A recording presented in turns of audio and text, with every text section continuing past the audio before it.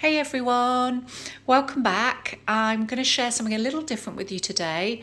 I've made this once before and I've tweaked it from the original recipe, as I do with most of mine because I try and make them gluten-free, sugar-free where possible, and also dairy-free. This particular one is a great recipe that you could probably use at Christmas because it's so flavoured. And yes, it does take a little bit of time, but it is worth it. You can freeze it in batches, so you know it's although it only comes out to about 2 small batches, but you know what, it's worthwhile. You can always double up on the amounts if you want to make a bigger batch. But for the purposes of today, I'm just going to share the ingredients now with you. I'll start with the ones at the back. So we have 2 portabello mushrooms, and I've just chopped them into smaller chunks because these will be roasted in an oven dish initially, because I'm going to roast all the vegetables to start with. So they don't need to be chopped too finely. We're going to use some coconut oil, obviously, to do the roasting. Now you'll need 1 leek, and I've just chopped and washed this. We're going to use some white pepper, and we'll probably use about half a teaspoon of this. And salt, we're going to use 2 teaspoons. We're going to use some fresh herbs. Now we'll use 1 sprig of rosemary and a small bunch of thyme, or about 4 of the individual strands. That's about right. We're going to use some water and also some gluten-free white rice flour I'm using for this particular recipe. And that will just help with the thickening side a bit later on. We're going to use 2 medium to large carrots, and we've just peeled and chopped these, just roughly.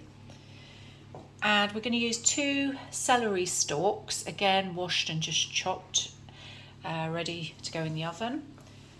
And 4 whole garlic cloves. You don't need to chop these up, these will go in as they are, as long as you just peel them.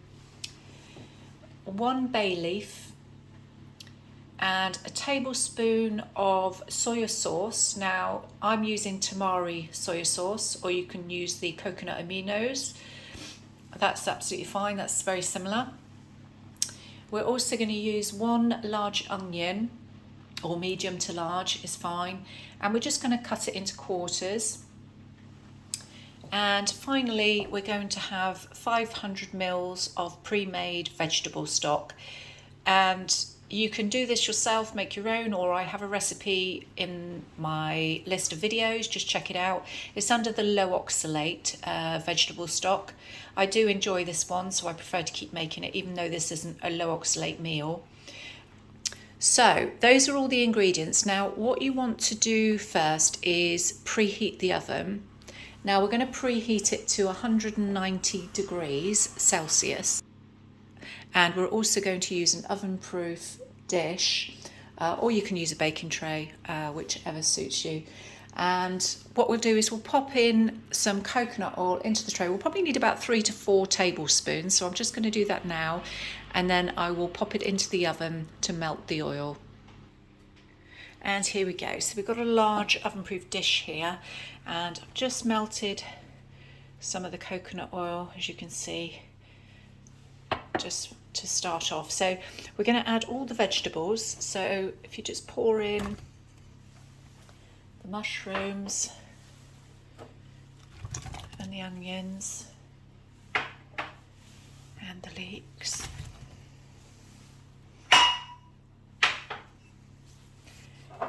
Carrots.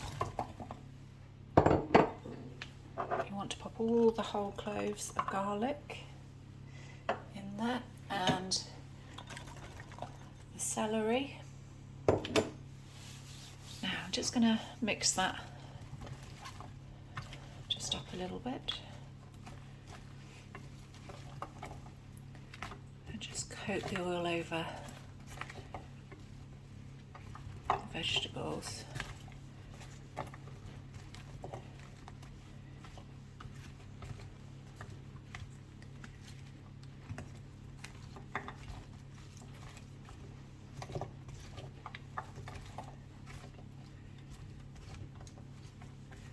There we go.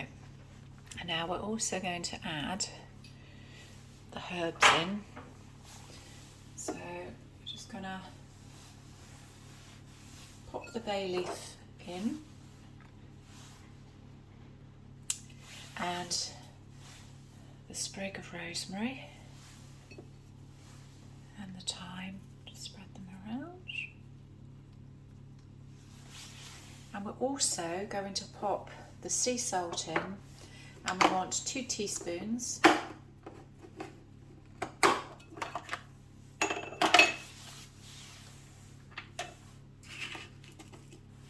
then just sprinkle.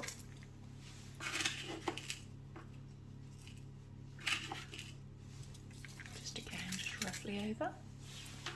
And also the half a teaspoon of black or half a teaspoon of white pepper. And there we go, again just sprinkling over. Okay. And we're just going to cook this in the oven for about 45 minutes, and halfway through we'll just make sure everything's turned over and cooking well. Again, just a reminder, 190 degrees Celsius in a fan oven. And after about 20 minutes, you just want to take the oven dish out of the oven, and we're just going to just make sure we give it a good stir, turn everything over, and then we'll pop it back in for the remaining 25 minutes.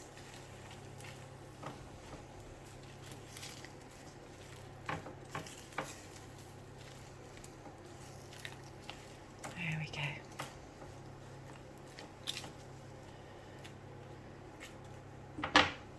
Okay, and there we go. After 45 minutes, you'll see it's roasted very nicely. Now what we're going to do with this is we're going to pop it into a large saucepan. So I'm just going to do that now. And here we go. Now the first thing we want to do is we want to mash all of the vegetables. So we're going to use a potato masher.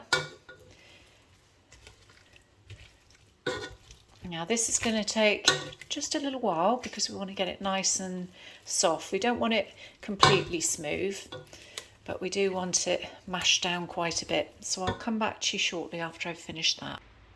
And here we go. So this is kind of what you're looking for. Not, as I say, completely smooth, just in a lot smaller chunks and mashed up enough that the flavours will run into the liquid.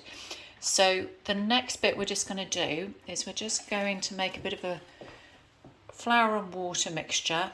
So using the 4 tablespoons of water that you have and the 2.5 tablespoons of flour, just going to pour the water in with the flour.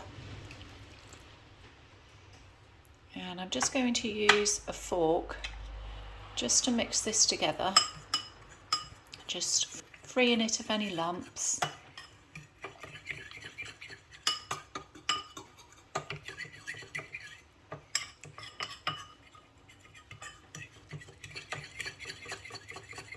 Won't take too long, and then once that feels nice and mixed, we're going to add that to the saucepan.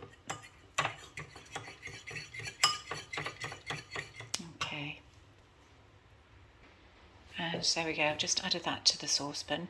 We're now going to add the tablespoon of the tamari soya sauce. Okay, and the 500 ml of the pre-made vegetable stock.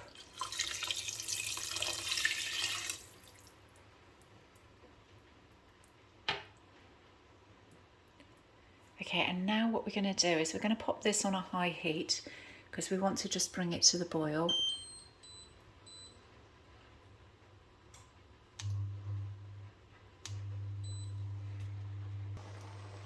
So we just pop the saucepan lid over the top, and it's not going to take too long to come to the boil because there's only a small amount of liquid in there. But once it starts bubbling, we're going to bring it down to a simmer, and what we'll do is we'll just leave it there for about 30 minutes just to let all the flavours blend in. coming to the boil now, so just bring it down. So you want it to a low temperature. I'm going to put it on about 4. Mine goes up to 9, so just to give you a rough estimate, that's just below average. Okay, so we'll leave that now for about 30 minutes and I'll come back to you. And here we are, guys. So I'm just going to turn this one off.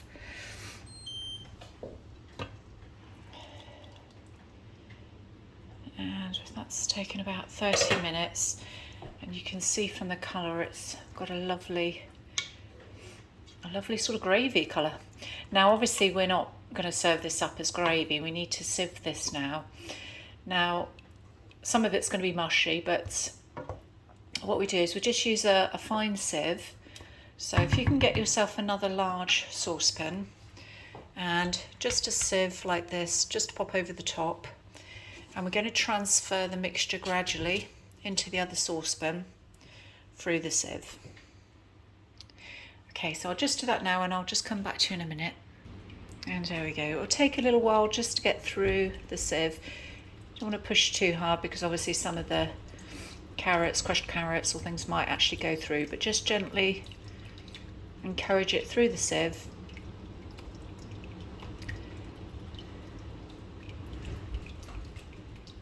And then what you'll have left is obviously the gravy mixture below. Now if you want to use it straight away, just pop it on the side just to keep warm, obviously on a low heat. If you're in the midst of preparing, just to keep it warm enough.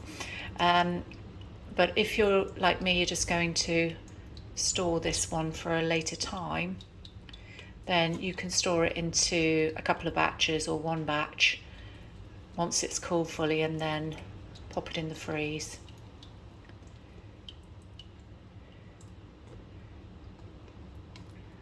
There we go. It's going to take a little while.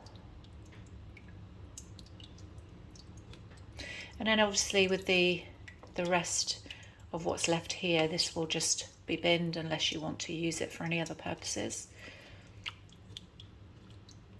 But the flavour will be in the gravy. And if you do need to thicken it a little bit more, just add a little bit more flour and a bit more water, mix together, and then just pour it in. And that will just help to thicken it slightly.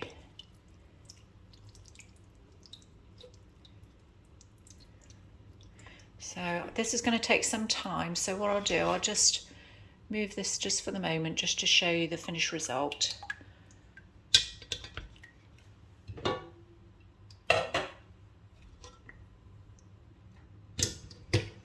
And there we go.